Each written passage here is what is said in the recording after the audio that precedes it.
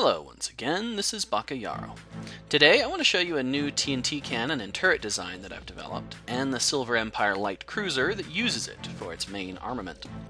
So I know that a number of you are working on your own ships, and I thought you might benefit from having this turret design, which you can either include in your ships as is, or modify according to your needs. So this turret design is smaller and more efficient, has a flatter firing arc, which makes it easier to aim. Yet it's just as powerful as previous turret designs, but the big advantage of this design is that it will work without modification with both 1.7 and 1.8 TNT mechanics. So what does that mean to you? Well, once I can rewrite Movecraft for 1.8, once all the APIs are out and everything's ready to go, if you use this turret design, or one like it that you've modified, you won't have to redesign your ships. You won't have to modify them to work with the new TNT mechanics. If you use any of the older designs, like the ones down there, they will require modification in order to work in 1.8. So if you are making a ship today, with the prospect that we will be moving to 1.8 sometime soon, I would highly recommend that you use something like this. So let's get straight to blowing something up. Alright, let me show you how this works. So here's the timing mechanism. You'd have this somewhere else in your ship. In the light cruiser over there, it's in the bridge. But it could be anywhere. A lot of ships will have a gunnery deck, or I should say a gunnery bridge, where you control weapons from there. Anyway, so you push this, the signal goes through there, and it... ow! fires! And there you can see the craters at about the 90-meter mark. So that's pretty good. When you figure that a lot of the earlier cannon designs would only go 60, and this one goes all the way out to 90, and you can see that really flat firing arc, which makes it easier to aim since you're more likely to hit something that's straight ahead. Let me just show you that again. Okay, you see how it went more or less straight. Oh hey, that one went a little further. There is a certain amount of randomness involved. We're going to talk real briefly about the wiring mechanism. I'm going to move quickly because there is a lot I want to get to, and I don't want this video to get too crazy long. So, okay, you push this button, and it immediately turns this wire on. This is the input of the turret. So this is a really modular design. It's easy to stick into whatever you want. And it receives its command to fire through this wire. So you'll have this wire running through your ship, right? And when this wire goes hot, when it turns on, the propellant is dispensed. The propellant is dispensed at the back of the firing chamber. So that's these dispensers, which all have TNT in them. Puts out the propellant, right? Then, when this wire turns off, it dispenses the projectile here at the front of the gun. That's what it's going to launch downrange. So the key to understand is the duration with which this wire is hot determines at what time the projectile will be dropped, and thus what altitude it will be at when the propellant explodes. Okay, now, in 1.7, the projectile is going to sit on this fence post, so it's going to be elevated a little bit, alright?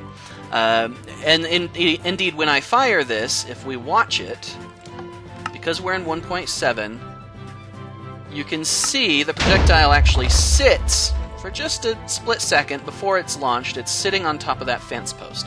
Now that won't happen in 1.8 because TNT does not sit on fence posts in 1.8. I will explain that and kind of demonstrate it in greater detail later, but basically it allows you in 1.8 to control the elevation of the gun. Alright, now, again, just briefly, this timing mechanism. So you're going to need this timing mechanism somewhere. You're going to actually control the guns with just these first two repeaters. That's it. That's all you need to control the guns. All of these other repeaters can be hidden. So I'll put them inside the walls somewhere where nobody's ever going to touch them. You'll note the total number of repeaters on the delay side of the mechanism is 6. 1, 2, 3, 4, 5, 6, right? And this last repeater is missing one click. If I were to put this click on, and then I were to put these two, the control repeaters, at their maximum, the cannon would explode. So be careful about that. You need to get this exactly right, but it is a pretty simple little circuit. And there will be a schematic where you can download this and take a closer look. This repeater over here, the only point of this repeater is so that the system does not feed back on itself. So that's why this repeater only has one click. And like I say, you just need that there to keep it from feeding back in itself and turning itself on permanently. A few quick notes on putting this turret into your designs. So you need to separate the turret from the rest of the ship. Turrets are composed of only light gray wool and the various colors of gray and black hardened clay, plus slabs and pretty much all redstone parts except for the redstone torch. That may sound very confusing, but here's what it means. To mount this inside your ship, just make sure that every block touching the turret is either hardened clay that is not gray or black, or wool that is not light gray. Any color of wool is fine that isn't light gray. Any color of hardened clay is fine that isn't any of the gray colors or the black color. White is fine, red is fine, blue is fine, anything but the grays. So that's what you'll have to do in order to mount this. Also, make sure no redstone parts are touching the blocks that comprise the turret. I hope that makes sense. You can ask me questions in the comments, and I'll answer whatever questions you have. Okay, some other quick notes about this turret. So previous turrets, you could actually climb inside. Like there's a Goliath turret way down there. You could actually climb inside there and manually fire the turret. This one, you can't. It's too small, there's no space, it's pretty cramped in there. So you can't go inside there and manually fire it. Now you can still manually fire it, but there are separate controls for that. I'll show you that later. The point is, you cannot climb inside this turret. Now let me put myself in creative mode, because I want to show you a bit more. So in order to turn the turret, since you can't climb inside, you're going to use a remote sign. So do you see how that says subcraft rotate and then turret? Now it has to say that so that it'll rotate the turret around this sign, but then turret name here. Right? So that is going to be a unique name. You're going to have one per turret for your ship. Like it might say port turret, starboard turret, forward turret, aft turret, you know, something like that that is a unique identifier for that turret so that you can rotate it remotely from wherever you're going to control your weapons from, be it a gunnery bridge or the main bridge. Okay, and then the other thing you need to know, in 1.7, you'll probably just leave these control mechanisms as you see them here. You can extend this to maximum, and the result will be that it will explode up in the air. But in 1.7, you're generally going to do best to have... Oh, that's... okay. Anyway. But you can see that it didn't really change the range very much. It was a higher arc, so if you're lobbing over a target, maybe you'd do that. But most of the time, you're just going to leave it at that setting where most of the clicks are missing. This setting right here. In 1.8, this becomes much more critical because this controls the elevation of the gun much more precisely in 1.8. And the gun also becomes more powerful. I'll show you that. But like I say, it's very effective even in 1.7. It is perhaps more effective and more useful in 1.8. Alright, enough about the turret. Let's get on to the cruiser itself. So here's the Silver Empire Light Cruiser. So basically, it's just a modification of their old Raider design, which you can see right here so that you can see the similarities and the modifications. So they modified it by taking off the flight deck and extending this central portion up a little bit, and then adding these 3 turrets, turning it into an extremely effective ship-to-ship combat warship. Other changes, they took the torpedoes out and extended the bridge so that it was larger, so that you could see clearly to the side of the ship, so that you could direct those big guns on top a little better. The bomb bay is now gone. And that forward static gun is now gone, replaced with a turret. Otherwise, it's very similar to the old Raider. Still has the cargo ramp at the back, and in overall shape, it's about the same. Now, there is one significant design flaw, and that is this. In 1.8, and only in 1.8, you can elevate the guns, or de-elevate them, so that they're shooting straight. So, like in this case, if you had the guns exactly as they are right now, this gun is going to shoot directly straight forward. Well, directly straight forward of this gun is that. Yeah, that's going to be bad. So if you were to have the guns at their minimum elevation, where they are shooting straight forward, and pull the trigger while this gun is facing forward, or aft, because the same thing is true back here, it's going to hit the turret right in front of it and explode. You're going to blow your own nose off. Since you will likely be standing on the nose at the time, in the bridge, yeah, you're going to kill yourself. So be careful about that. In 1.8, don't have the guns at the minimum elevation and the midships turret facing forward or aft. Basically, only use that minimum elevation if your guns are shooting to the broadsides. Now let me go inside and I can show you some of the controls and how they're different from the original. Here we are in the main corridor. So quick note on the changed controls. Each of the turrets has this mechanism going up into the turret, and there are two controls, as you can see. This basically disables or enables the gun, because sometimes you don't want to fire all three guns. So if I shift this down, now that gun is disabled and will not fire. Think of it as a safety. And as the sign says, if the lever is up, the weapon is hot.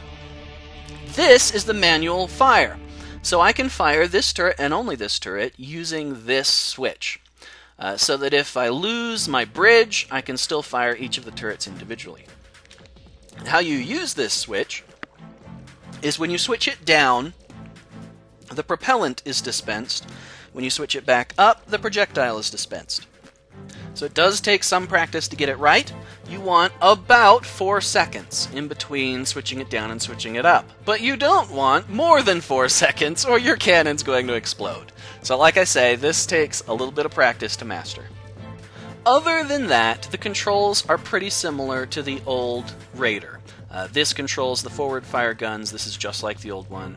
This controls the starboard fire guns, port fire guns, and so on. Alright, so I'm going to take control of this ship, and this is where I can control all of my turrets' rotation. So I'm going to rotate the forward turrets right, and then I'm going to rotate the aft turret left. Oh, and I'm doing this by right-clicking and left-clicking on the sign, by the way. Okay, so forwards turned right, aft turned left. Why? Well, because... Let me just go up here. Because you rotate the aft turret opposite to the forward turrets in order to achieve the same direction. I hope that makes sense. So now all of my turrets are facing that way, facing that other light cruiser right over there. So this hatch at the front, by the way, I call this the Novice Hatch. Basically, when you're learning the controls, it's sometimes hard to remember which way your turrets are facing, and you don't want to get it wrong, because you can blow your own nose off. So that's why this hatch is here. So you can easily just hop up here, look at the turrets and say, oh, okay, yes, they're facing the right way. Great. And then you go back down and you're ready to fire. So let me show you something. So there has been a problem with the TNT cannons for quite some time. And that is this. If I fire this volley, I'm going to go up here so we can actually see it. Okay, you note I shot way over the target. If I'm aiming for that light cruiser, then I missed horribly. Because my guns shot over the target, right? Previously, the only way to deal with this was to turn off some of the the propellant dispensers. So you'd go up here and you'd unload the TNT from all but maybe 2 of them, and then you'd hit the target. Well, that's a hassle, and I tried using the range limiters, and that kind of works. The problem with that is then it's another set of wires going to each of the guns on the ship, and that's a real big problem when it comes to turrets. You can't do that with a turret. Turrets can only have 1 wire, that signal going right up the middle. That's the only wire they can have. And, you know, coming out here in the middle of a battle and trying to remove propellant from your dispensers is perhaps not the wisest thing to do. So, let me show you how we can address that in 1.8. So we're now going to switch to the 1.8 version. Okay, so here we are in 1.8 with the same map. Now I'm going to go down here, and what I'm going to do is I'm going to have my guns at the minimum elevation so that they are shooting straight forward. I do that by removing all clicks on these two repeaters. These two repeaters basically represent the gun elevation. And then I'm going to fire the gun again.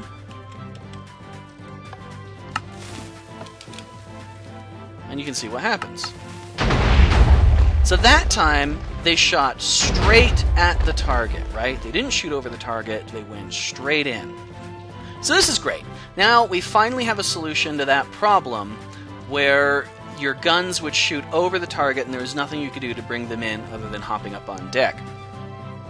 And I can still elevate those guns, so I'm going to go in there and now I'll put 2 clicks on each one, because I know from experience the difference between no clicks and 1 click is there's virtually no difference. I meant 2 clicks on just one of them. Anyway. And now you can see I've got that high arc again, and the cannons went a lot further. I'll show you that over here. So here we're back to our basic turret design. You can see our old set of craters right there, right about the 10 mark. Now I'm going to go over here, I'm going to put 2 clicks on this. And there we go. And as you can see, I get just a little bit more range out of those guns now that I'm on 1.8, and the water can push the propellant further forward. So let me show you the action of the gun while it's firing, and you can see what I'm talking about.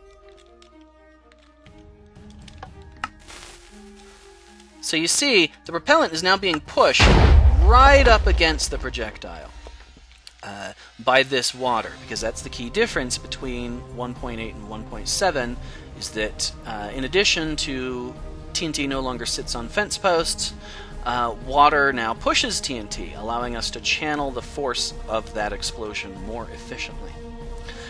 Now, I just want to show you what that gun elevation is going to do. So using this, there's a zombie in there, let me just real quick set that to peaceful. Alright, so I'm going to start with the gun elevation at its minimum, shooting straight forward, so you can see how far that shoots.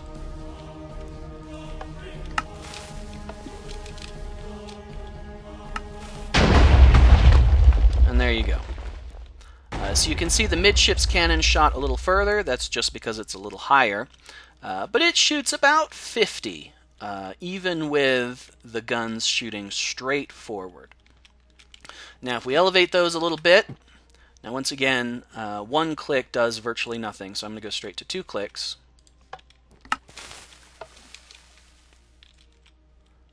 And there it goes. That gives us our range of about 11, maybe a little past 11. And this is not quite a fair comparison, because if you look, the other cannons, the propellant or the projectile is dispensed right at this line. Well, for this one, because the ship is in the way, I have to push it back a few blocks. So it actually goes about 12 is the range for that. And then if I go 1 more click, it elevates the guns further. And you can see now it has a really high arc, and they actually explode in the air. So this would be useful if you're shooting at a target above you. And you can just go on elevating that gun higher and higher and higher, and it will explode further and further in the air and have a higher and higher arc. So like I say, these guns are really useful in that you can control their arc. What you can no longer control is their fuse. So it used to be that you could have your cannons explode just, split second after being fired. Not your cannons. You could have the projectile explode just a few split seconds after being fired. Well, now you can't do that, because this has to drop that projectile almost 4 seconds after the propellant has been dispensed, and what that means is we can no longer control the fuse. So that is a drawback. But I think it's worth it. The ability to direct fire is definitely worth no longer having that fuse setting, particularly since the fuse setting, I mean, the whole point of it was to blow up a target closer to you than your maximum range would allow, and now we can do that by just shooting directly at the target. Well, that's about it. So I look forward to seeing the ship designs you guys come up with. I will have download links for the firing range and the light cruiser in the descriptions. You can play around with those. If this has been helpful, please like or subscribe so that you can support future development, and I will see you next time. Thank you for watching.